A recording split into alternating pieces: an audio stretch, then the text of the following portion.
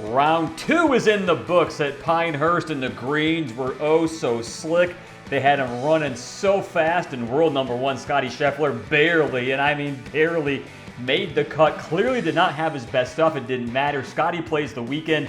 What about everybody else who probably has a better chance than Scottie? Scheffler, Will Gray, and Ben Everill are back there out on the grounds at Pinehurst. Boys, round 2 was Ludvig Aberg's coming out party for major championships. True or false? He's well in his way. I'm not ready to go true yet, but he's trending in the right direction. I think that I remain impressed with what he's able to do. I was impressed by the runner-up at the Masters. Then he injures the knee, and you're not sure what to make of it. Now all of a sudden, Ben, you were out there with him for that back nine. Steady, steady, steady. Really impressive stuff, even with 2 rounds to go. Stinking hot day out there today, Will. It was absolutely steaming. Look at the tan line I've got going on here. It's happening all because I was out there following old Ludwig. I was very impressed, let me tell you this. He played like a seasoned veteran, not a kid who's been in his absolute first US Open. And how many majors now? Just the third major? Yeah, 3. Just his third major. He looked like the veteran player out there. He looked like he was measured, ready to rumble on the weekend. He made me a believer, I'm telling you that. I know we have 36 holes to go, and that's going to be a tough battle. But he really, really impressed me. And it's going to take a lot for someone to go over the top of him if he keeps playing that measured and keeps putting that well. I mean, what about the guy's demeanor? Because we can talk all we want about a 36-hole lead. It means nothing until he gets really on that back nine on Sunday. They say it doesn't start till the back nine Sunday. Ludvig Aberg has a long way to go, Will. But he's the favorite on the odds boards for a reason. Why is that? Because he has 2 red figures next to his name. I look immediately to, Rory McIlroy, Patrick Cantlay, certainly Bryson DeChambeau deserves to be in that mix, given what he has done and how he has performed over these first 2 majors this year. But, McIlroy with a 72, Patrick Cantlay with a 71, both of them seemed like they were holding on with chewing gum and bobby pins at certain points today. If either one of those guys, if that's the highest score they shoot this week, they're going to win. And that's just, everyone is going to have that stretch where things go a little sideways. Like with Patrick Cantlay, you start hitting trees off the tee. Rory had a tough time buying any putts. If that's the worst of it, they're going to be in great shape. It's a question of, do those guys follow an over par round with a 73 or a 74 tomorrow when it's again going to be hot, it's going to get even crispier. The course is probably going to play as difficult at any point tomorrow as it will during the rest of the week. So those guys have a chance maybe to bounce back from today. But listen, Ludwig has been steady. There's a reason that he's there. He and Bryson both with 2 rounds in red figures this week. I mean, that is so impressive around this place when the margins are razor thin. We talked about demeanor out there, Chris. I'm just going to say, as I said, when he did find himself in a little bit of trouble today, he just seemed to break it off, shake it off like it was nothing. He made an incredible par on the par 3, what's that, 14? 15 yeah. On the back there when he was short, got sucked back down into the valley of sin, then had to chip up. He putted it up, went way long, and that was a curler that everyone in the group ahead of him had butchered. Nowhere near getting that putt to go in. He was expert, dripped it in, made the par there. Still had some adversity on the next hole, went long again on 16. That's where he had his bogey, but then stood up, played 17 and 18 brilliantly. As I said, very measured, very stoic, and that was the part that impressed me the most. He didn't let those little things bug him and send him spiraling out. Like, you just look at Matthew Pavon, right there in the lead, and then bogey at the end as he was starting to think about it. That didn't happen with Ludwig. He stayed steady, and that's going to put him in great stead for the weekend. The fact that he is the odds leader in his first ever US Open, his first majors ever this year, says something. 1-shot lead over a handful of guys that includes Patrick Cantlay. And guys, think about what I said yesterday. Cantlay had the lead yesterday. His odds were the exact same yesterday as they are right now at the end of today, not in the lead, which means his numbers are going to continue to be very enticing, but Cantlay still remains in the mix. Is that really accurate, though, Will? Is he in the mix? Yeah, I mean, certainly he's in the mix. I mean, he's 1 shot off the lead heading into Saturday, and he's going to be in one of those last 2 groups. Looking at the board, he's going to play with Thomas Dietrich. So in the penultimate group with Bryson and Ludwig in the last group. Listen, I was skeptical about Patrick Cantlay, both because of his form coming into this tournament, because of his major record, which is not as as strong as you would think for a player of his stature. And the fact that yesterday he was just hooping it from everywhere. 23 putts in 18 holes is unsustainable across 4 rounds anywhere, let alone Pinehurst. So there was going to be some regression. Again, if this was his worst effort, he's going to be in the mix and he's going to be in good shape.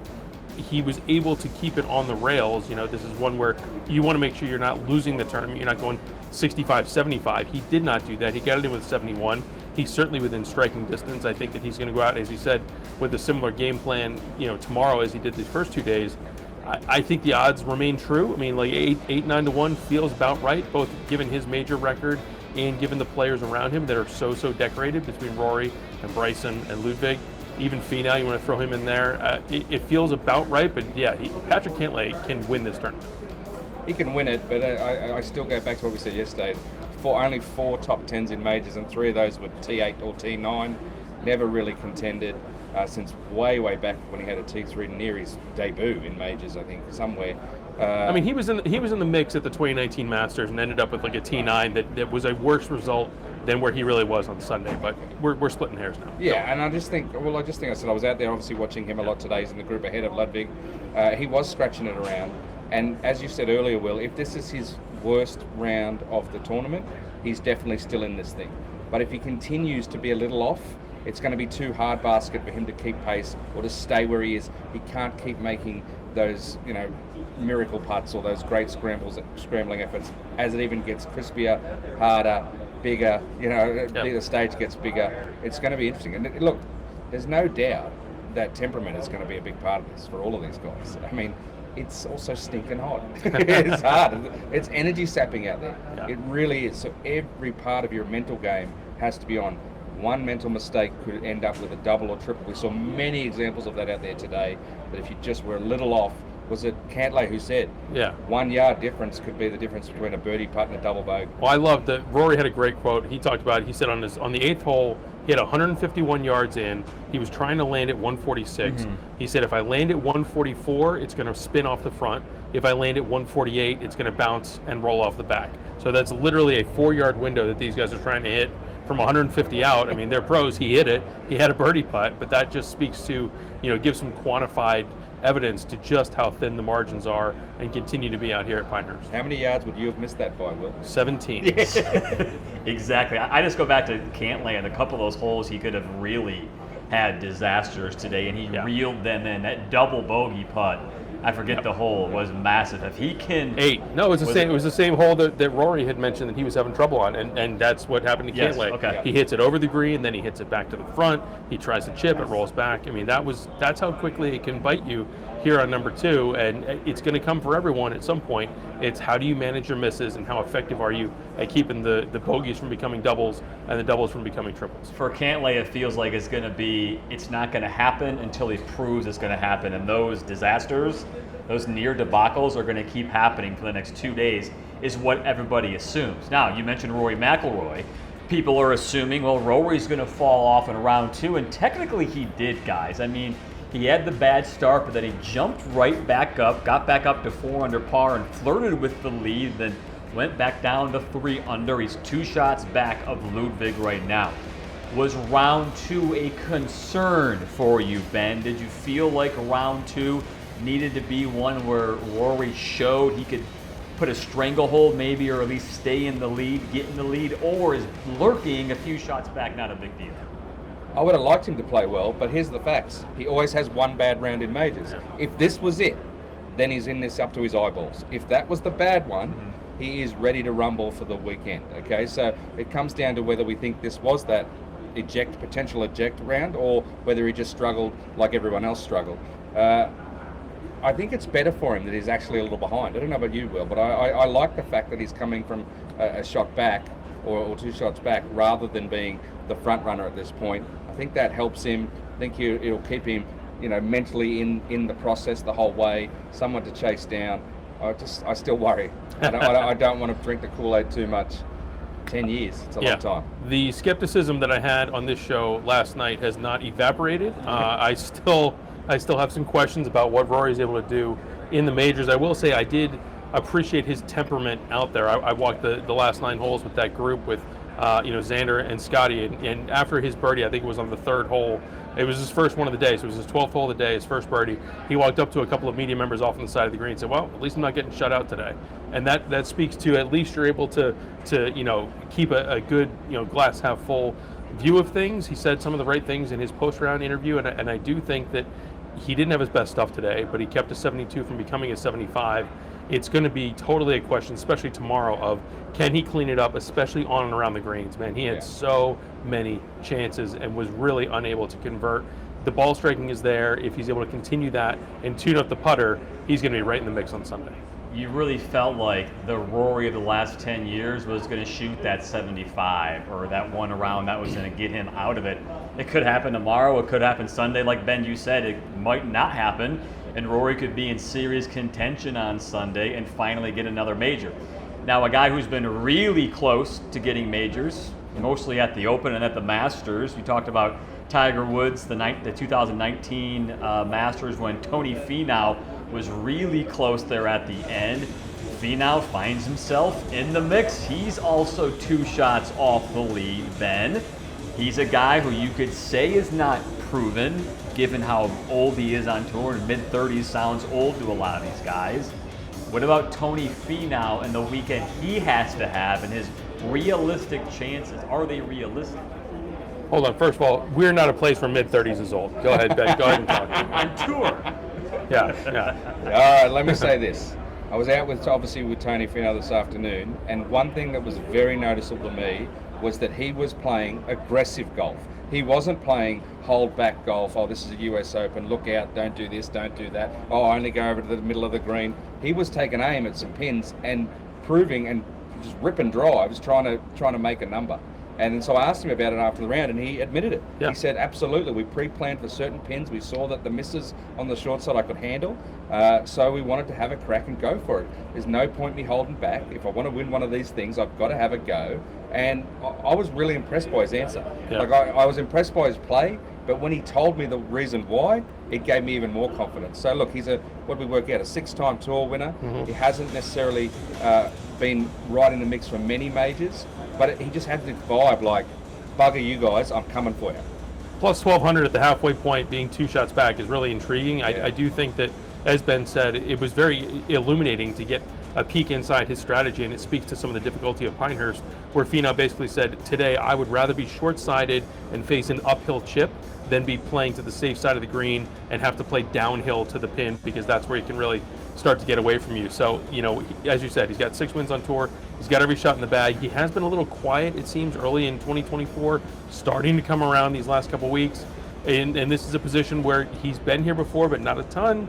So how is he going to handle it? I am very interested to see where he comes, especially in the third round. I think that it's one where it's going to go one way or another. Tony Finau is sitting there at plus 1,200 right now at BetMGM. Tomorrow night he's either plus 600 or he's plus 3,000. He's not going to be sitting right there. Mm-hmm. We're going to know a lot with those first 9 or 12 holes tomorrow. It's the most intriguing number I think on the board for me, because if he does turn up, it's value, but if he doesn't, it's an ejection. So It's an interesting one to think about. Ben's favorite word, ejection. We saw that from There's a lot of them out here. There's a lot of them out here. Lots of ejections. Let's talk about the next guy who could have ejected today, Scotty Scheffler.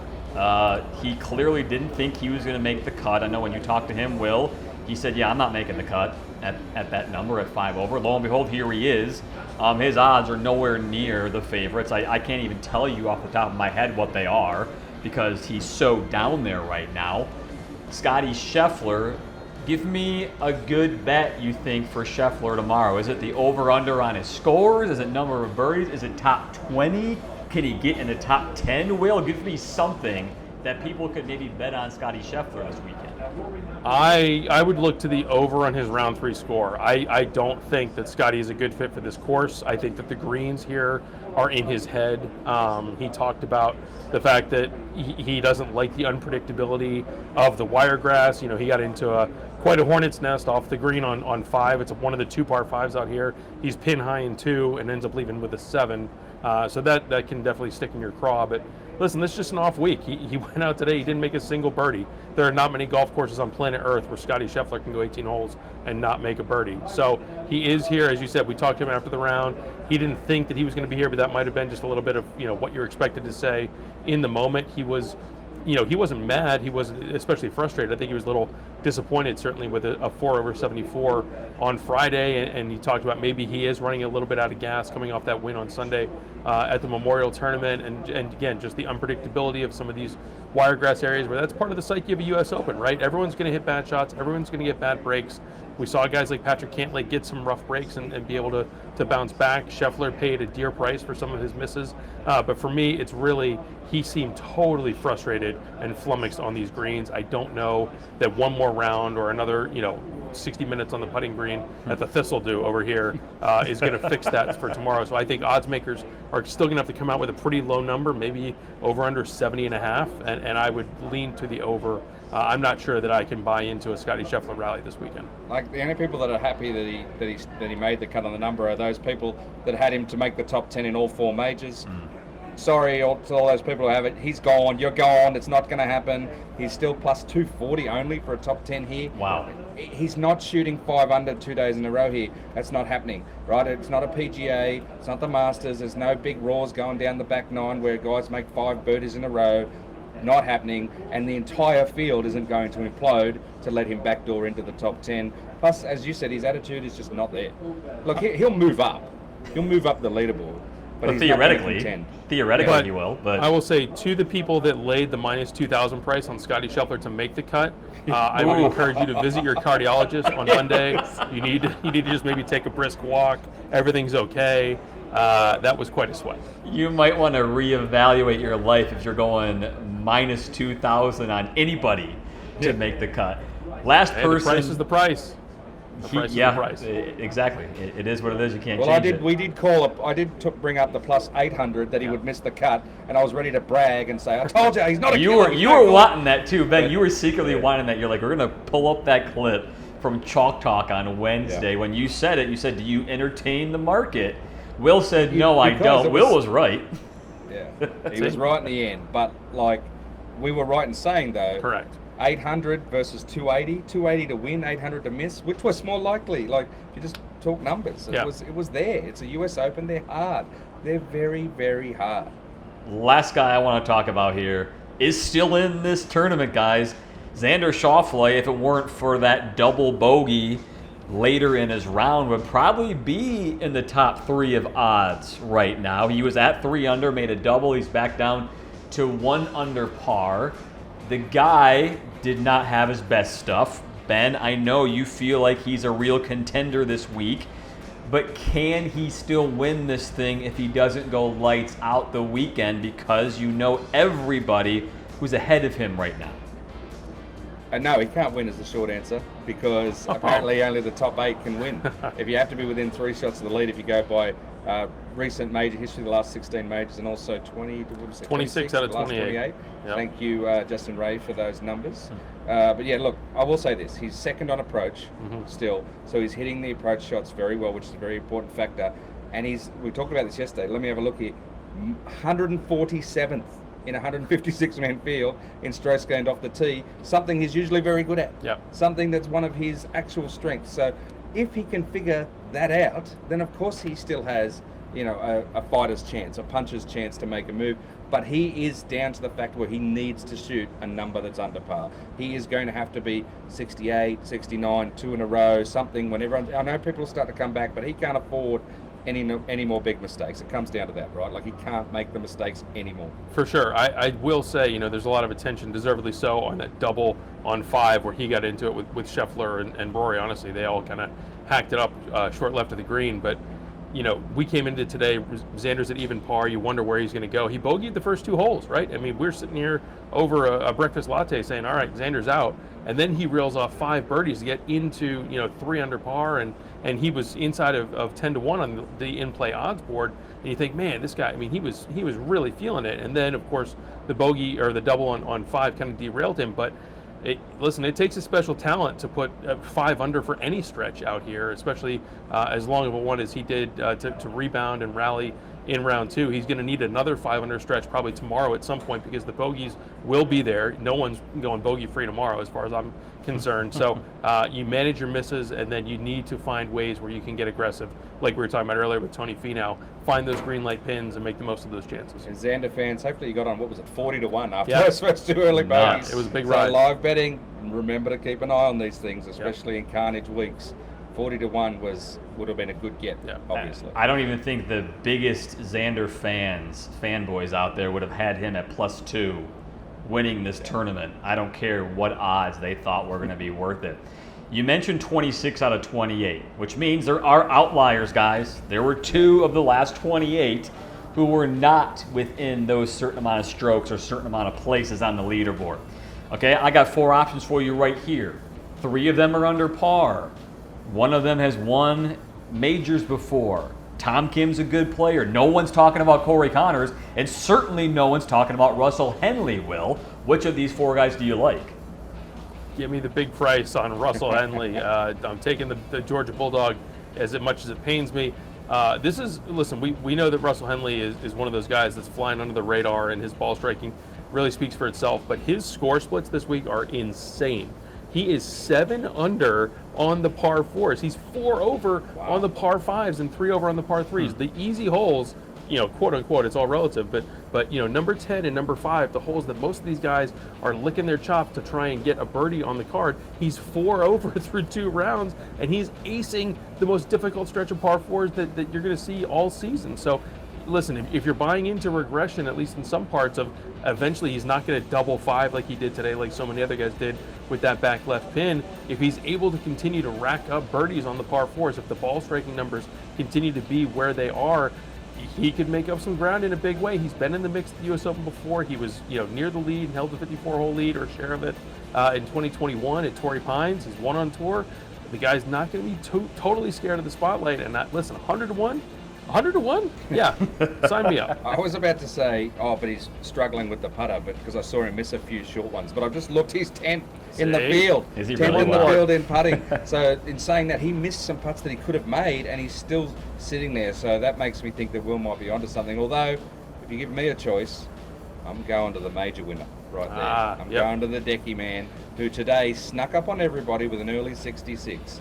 If you're putting the 66 out there, you're doing something right, okay? And I'm sure there was probably a lucky break somewhere, or something went well for the former Masters champ. But the reality is, he knows how to play when the whips are cracking in a major. He's been there, done that, and he's got himself sneaky there under the radar. He'll be able to go out ahead of these other guys too. He's still going to be out first, so he's going to be the one setting a potential pace. If he can get his putts to roll in, we know that's the thing with Hideki. He's always great with the ball striking. If he can keep it together on the greens, then he could be a name that does actually spook the others a little bit. They know he's been there before and he's done it. I still don't know if you can trust him over the putt. We'll see. The 66. Yeah, you thought Henley impressive. You thought Henley You're gonna have was to make bad some putting. putts out here. He's going to have to make some. You're going to have to make some putts. And if we be fair dinkum, which means for real where I'm from, when he won the Masters, he tried to lose it, but then Xander handed it to him at one point. He's still got the jacket in the closet. He does have the jacket. Okay, before we say goodbye here, Ben, you off camera yesterday said this is a 3-man race. Only 3 guys can win. No, sorry, you said it was 4. 4 guys can win. All 4 of those guys are still on this leaderboard list. Is this more than a 4-horse race? Both of you, is it? Yes. Yes. Yes. I am so excited for this weekend. Yeah. We have a lot of great storylines. There's a lot of guys on that board that it's not going to surprise anyone to see them make. Listen, if Matthew Pavon or Thomas Dietrich wins this, hats off, but that is going to be a bit of a shocker. Maybe not so much for you. You can have a crack at this, but there's so many great names on that leaderboard. I think the winner is coming from this list that you've got here, and I'm excited to see how it plays out. Well, let's get a little in the weeds on this, mate. Look at it. You got Aberg, obviously. Aberg we know is the young stud coming through. DeChambeau's won a US Open before. Yep. Rory's won 4 majors. Cantlay's won a FedEx Cup. Schauffele won the last major. Dietrich is a World Cup winner. I was there. He won the World Cup for Belgium in Australia a long while back. And then who we got? Matsuyama, a Masters winner. Pavon won the Farmers Insurance this year. So there's plenty of guys that have got some pedigree. and we get to see what happens over the weekend. I'm excited, you're excited. We're going to crack a few beers and yell at each other some more and decide who's right and who's wrong, and we'll have this argument again here, 24 hours time? We'll do it again.